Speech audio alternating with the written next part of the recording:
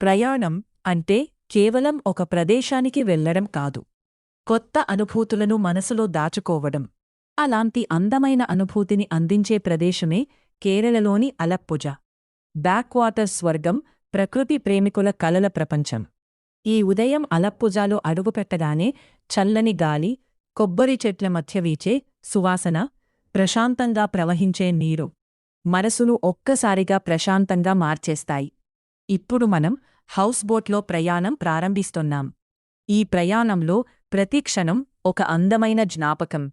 నీటిపై నెమ్మదిగా సాగుతున్న పడవ, రెండు వైపులా పచ్చని కొబ్బరి తోటలు, చిన్న చిన్న గ్రామాలు, పడవల్లో స్కూల్కు వెళ్తున్న పిల్లలు, చేపలు పట్టే మత్స్యకారులు, ఇవన్నీ చూస్తుంటే కాలమే ఆగిపోయిందేమో అనిపిస్తుంది. అలప్పుజ అందం కేవలం ప్రకృతిలోనే కాదు, ఇక్కడి ప్రజల చిరునవ్వుల్లో కూడా ఉంటుంది. వారి జీవనశైలి చాలా సాదాసీదాగా, ప్రకృతికి దగ్గరగా ఉంటుంది. హౌస్ బోట్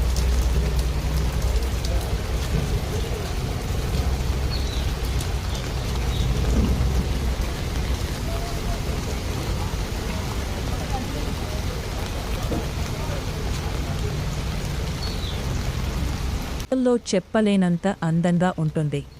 ఇలాంటి క్షణాలే మన జీవితంలో ఎప్పటికీ గుర్తుండిపోతాయి. అందుకే ప్రయాణాలు మనల్ని కొత్త ప్రదేశాలకు మాత్రమే కాదు, కొత్త అనుభూతులకు కూడా తీసుకెళ్తాయి. మీరు ఎప్పుడైనా కేరళకు వస్తే అలప్పుజాను తప్పకుండా మీ ట్రావెల్ లిస్ట్లో పెట్టుకోండి. ఒక్కరోజు హౌస్ బోట్లో గడపండి, ప్రకృతితో కలిసి నెమ్మదిగా ప్రయాణించండి. ఆ అనుభూతి జీవితాంతం గుర్తుండిపోతుంది. ఇదే మా అలప్పుజ ప్రయాణం. ఈ వీడియో మీకు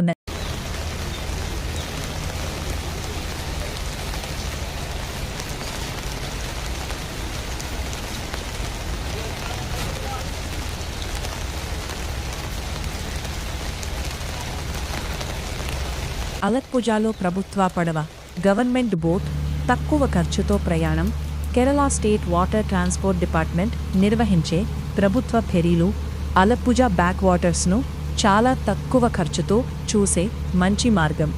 ప్రభుత్వ ఫెరీ టికెట్ సాధారణంగా 10 నుంచి 50 వరకు దూరాన్ని బట్టి. దువా ఎక్కువ దూరం ప్రయాణం సుమారు 30 నుంచి 40 వరకు. ప్రభుత్వ డే క్రూయిజ్ సుమారు 3 వరకు 6 వరకు. సూచన: హౌస్ బోట్లో ₹1000 ఖర్చు చేయకుండా ప్రభుత్వ ఫెరీలో ప్రయాణిస్తే అదే అందమైన బ్యాక్ వాటర్స్ను చాలా తక్కువ ఖర్చుతో ఆస్వాదించవచ్చు. మేము ఇప్పుడు అలప్పుజాలో ప్రభుత్వ ఫెరీలో ప్రయాణిస్తున్నాం. కేవలం 10 నుంచి 50 టికెట్తోనే ఈ అద్భుతమైన బ్యాక్ వాటర్స్ను దగ్గరగా చూసే అవకాశం దొరుకుతుంది. తక్కువ బడ్జెట్లో అలప్పుజ అందాలను ఆస్వాదించాలనుకునే వారికి ఇది బెస్ట్ ఆప్షన్.